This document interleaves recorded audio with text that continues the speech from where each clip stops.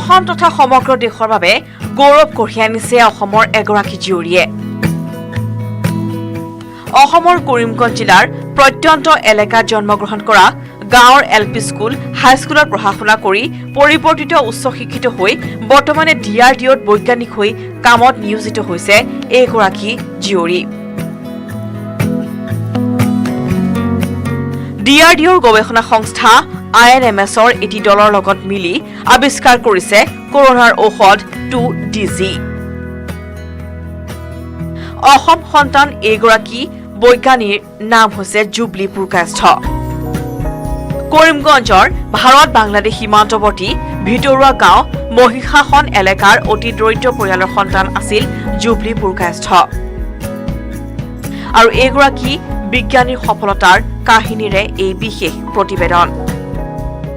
2DGৰ যিখিনি কামৰ সম্পূৰ্ণ ক্ৰেডিটটো মই দিব বিচাৰিম মোৰ head of the department doctor Sudhir চান্না ছাৰক আৰু মোৰ ছিনিয়ৰ ডক্টৰ অনত নাৰায়ণ ভট্টক। তেওঁলোকৰ তত্ত্বাৱধানত গোটেই কামখিনি কমপ্লিট হৈছে। আমি এজ এ টিম আমি কাম কৰি আছোঁ ইয়াতে। COVID-19 যেতিয়া শুৰু হৈছে তেতিয়াৰ পৰাই আমি COVID-19ৰ কাম কৰি আছোঁ। একটা টিম হিচাপে আমি কাম কৰি আছোঁ COVID-19ৰ এগেইনষ্টে। Defence research and development organisation চমুকৈ DRDO আৰু এই DRDOৰ অধীনত থকা শক্তিশালী গৱেষণা ইউনিট হৈছে institute of nuclear medicine and allied sciences চমুকৈ INMS। INMS নামৰ সংস্থাৰ এদল বিজ্ঞানীয়ে কৰোনা মহামাৰীৰ সময়ত দেশৰ বাবে কঢ়িয়াই নিছে আশাৰ বতৰা। বিজ্ঞানীৰ এই দলটোৱে ইতিমধ্যে প্ৰস্তুত কৰিছে কৰোনাৰ দৰৱ 2DG। দেশজুৰি সম্প্ৰতি চৰ্চাৰ বিষয় হৈ পৰিছে 2DG নামৰ কৰোনাৰ দৰৱ। আৰু এই দৰৱৰ সৈতে আমাৰ ৰাজ্য অসমৰো আছে পোনপটীয়া সম্পৰ্ক। কিয়নো যিটো বৈজ্ঞানিক দলে 2DG নামৰ ঔষধ প্ৰস্তুত কৰিছিল সেই দলটোৰ এগৰাকী বিজ্ঞানী হৈছে অসম সন্তান জুবলি পুৰকায়স্থ। এই পেণ্ডেমিকৰ সময়ত মই মোৰ অসমবাসীক মই এটাই কথা কওঁ যে মাস্ক পিন্ধিব লাগিলে, ডাবল মাস্ক পিন্ধিব, ছ'চিয়েল ডিষ্টেন্সিংটো মেইনটেইন কৰিব আৰু নিজৰ চাফ চাফাইখিনি মেইনটেইন ৰাখিব। হাত ধুব ৰেগুলাৰলি, চকুত মুখত হাত নোধোৱাকৈ কেতিয়াও নলগাব। এইখিনি যদি আমি মেইনটেইন কৰি থাকিব পাৰোঁ, নিজকে ভাল ৰাখিব পাৰোঁ, কৰোনাৰ পৰা নিজকে বচাই ৰখাটোৱে বেষ্ট পদ্ধতি হয়। বিজ্ঞানী ডক্টৰ জুবলি পুৰকায়স্থ মূলতঃ কৰিমগঞ্জৰ বাসিন্দা। অতি দৰিদ্ৰ পৰিয়ালৰ সন্তান জুবলি পুৰকায়স্থই জীৱনৰ বহু ঘাত প্ৰতিঘাত নেওচি নিজকে এগৰাকী সফল বিজ্ঞানী হিচাপে প্ৰতিষ্ঠিত হ'বলৈ সক্ষম হৈছে। জুবলিৰ সাফল্যক লৈ গৰ্বিত জন্মগাঁও মহিষাসন। वो सिर्फ हमारे लिए प्राउड की बात नहीं है, पूरे देश के लिए प्राउड की बात है। और हमारे पापा लोग कहते थे कि वो she was a brilliant great student. और ये पातू महिषासन स्कूल से पढ़ाई करके मैट्रिक पास आउट हुआ था 1993। हम पैदा भी नहीं हुए थे, लेकिन वो बहुत बढ़िया स्टूडेंट थे। और पढ़ाई के लिए इन्होंने, ये घर भी था उन लोग का, तो ये घर भी सेल कर दिया था उन लोगों ने पढ़ाई के लिए। और पीछे अभी उन लोग का एक घर है वहाँ से महिषासन कैंप की बाजू में। और अभी भी महिषासन के लिए बहुत कुछ करती है। रिसेंटली उन्होंने हमारे काली मंदिर में कुछ डोनेशन दिया, नियर बाई 1 लाख रुपीज़ का एक डोनेशन दिया उन्होंने, कि मंदिर का ऊपर नहीं था। तो हमारे अंकल है ये, उन्होंने उनसे कांटेक्ट किया था कि दी कुछ करिए हमारे काली मंदिर के लिए। तो उन्होंने 1 लाख रुपया, नियर बाई 1 लाख उन्होंने एक डोनेशन दिया मंदिर के लिए। और उन्होंने कहा कि मतलब बनाइए और भी कुछ चाहिए तो हम देंगे। मतलब बहुत लगाव है हमारे गांव के लिए, वो बहुत कुछ करते हैं। मतलब उनका इतने बड़े पद पे चला गया, लेकिन उनका जो मतलब बिल्कुल गरिमा नहीं है, एटीट्यूड बहुत बढ़िया है सब लोगों के साथ में। मतलब बहुत बढ़िया से पेश आते, वो बहुत बढ़िया लोग हैं। बहुत बड़ी बात है हमारे लिए, क्या मतलब पूरे देश के लिए बहुत बड़ी बात है। 1979 চনত কৰিমগঞ্জৰ ভাৰত বাংলাদেশ সীমান্তৰ মহিষাসন গাঁৱৰ সুদৰ্শন পুৰকাষ্ঠ আৰু বিনয় কুমাৰী পুৰকাষ্ঠৰ ঘৰত জন্ম হৈছিল জুবলি পুৰকাষ্ঠ। গাঁওখনৰ 44 নং মহিষাসন প্ৰাথমিক বিদ্যালয়ত প্ৰাথমিক শিক্ষা গ্ৰহণ কৰি পাটু উচ্চতৰ মাধ্যমিক বিদ্যালয়ৰ পৰা মেট্ৰিক পাছ কৰিছিল জুবলি পুৰকাষ্ঠই। ইয়াৰ পিছতেই কৰিমগঞ্জ মহাবিদ্যালয়ৰ পৰা বিজ্ঞান শাখাত স্নাতক ডিগ্ৰী লাভ কৰি জুবলি পুৰকাষ্ঠ ভৰ্তি হৈছিল যোৰহাটৰ RRL অৰ্থাৎ ৰিজনেল ৰিচাৰ্চ লেবৰেটৰীত,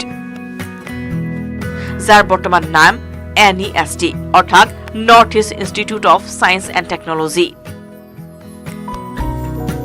তাৰ পৰাই PhD লাভ কৰি তেজপুৰত DRDOৰ অধীনত থকা লেব ডিফেন্স ৰিচাৰ্চ লেবৰেটৰীত এগৰাকী বিজ্ঞানী হিচাপে কৰ্মৰত হৈ 2014 চনত তেওঁ দিল্লীলৈ উৰা মাৰিছিল। এই দীঘলীয়া যাত্ৰাৰ পথো কিন্তু মসৃণ নাছিল জুবলিৰ বাবে।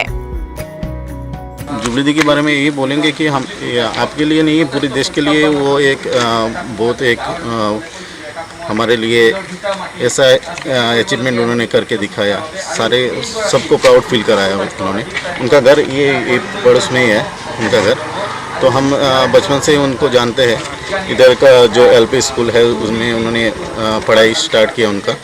इसके बाद आफ्टर दैट उन्होंने पातू हाई स्कूल में अपना मैट्रिकुलेशन कंप्लीट किया। उसके बाद करीमगंज कॉलेज में वो इसी रूट से जाते थे, तब ट्रेन सर्विस इधर अवेलेबल था, तो ट्रेन से जाते थे। बहुत पढ़ाई में बहुत कम्युनिकेशन इतना ज़्यादा अच्छा नहीं था, ट्रेन सुबह शाम को जाती थी, तो बहुत ही तकलीफ के साथ पढ़ाई किया उन्होंने, लेकिन आखिर में उन्होंने एक ऐसा सक्सेस किया जो सबके लिए आज एक सराहने लायक है। अभी पड़ोस में उनके थोड़ी देर सामने ही उनका मामा का घर है, मामा अभी तक है, तो उनको देखने के लिए वो कभी कभार आते हैं, कभी कभार मतलब साल में 2-3 बार आते हैं। इसके बाद आने के बाद वो सारे लोगों से मिलते हैं, इधर का जो भी एरिया का लोग है और एरिया कैसे डेवलप हो ना हो, एरिया के लिए अच्छा सोच हमेशा ही रखते हैं। किसी यंग जनरेशन को कैसे डेवलप किया जाए इसके बारे में हमेशा बात करते रहते हैं। और इसके अलावा भी वो टेलीफोनिक कन्वर्सेशन हमेशा लोगों के साथ बना रहता है इधर का। इस गांव के लिए उनका बहुत लगाव है। পিতৃক হেৰুৱাই বৰ্তমানে মাতৃ বিনয় কুমাৰী পুৰকাষ্ঠৰ সৈতে দিল্লীত বসবাস কৰে জুবলি পুৰকাষ্ঠই। 2DG প্ৰস্তুতকাৰী বিজ্ঞানী দলটোৰ এজন সদস্য জুবলিৰ বাবে গৰ্বিত কৰিমগঞ্জবাসী, গৰ্বিত সমগ্ৰ ৰাজ্যবাসী।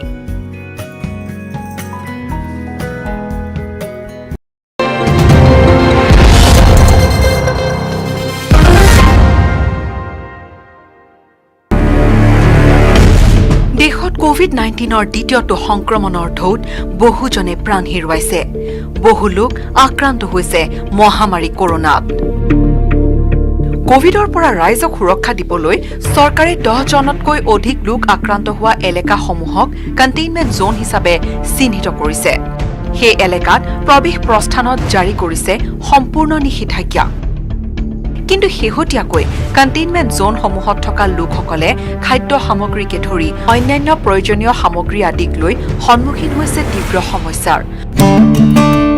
হোজাই জিলাৰ কাকিত কণ্টেইনমেণ্ট জোন হিচাপে ঘোষিত এটি অঞ্চলত এইসকল লোকক সকাহ দিবলৈ স্থানীয় সাংবাদিকসকলে 35টা কোভিড আক্ৰান্ত পৰিয়ালক যোগান ধৰিছে খাদ্য সামগ্ৰী। পৰিচয় দিছে মহানুভৱতাৰ।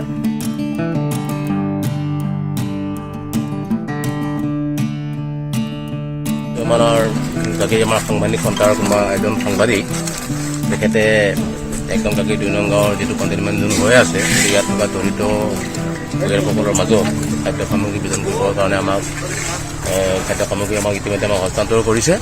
গতিকে আমি খুব সুখীও হৈছোঁ আৰু এই কাৰ্যৰ দ্বাৰা আমাৰ গাঁৱৰ দৰিদ্ৰ সীমাৰেখাত বসবাস কৰা বহুতো পৰিয়াল হয়তো উপকৃত হ'ব।